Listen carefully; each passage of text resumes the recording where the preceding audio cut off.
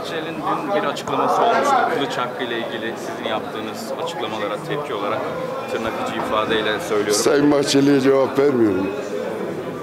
Yani Sayın Bahçeli bir tarafta konuşacak, ben öbür tarafta Türk milletinin dertlerini konuşacağım. Ama Kılıç Hakkı'nın ne olduğunu öğrenmesini tavsiye ediyorum. Yani Sayın Başkan Süreyya çift dil çift bayrak gündemimizde yok dedi. ben de ona söyledim. Çift dil çift bayrak gündemlerinde yoksa bunu deklare etsinler. Ana dilde eğitimden vazgeçsinler. Federasyondan vazgeçsinler. Konfederasyon hayallerinden vazgeçsinler. Bunlar varsa bunlar kendilerinin zihninin arka planında yeni bir stratejik alan bekleyen projelerdir. Kanalımıza destek olmak için lütfen abone olun.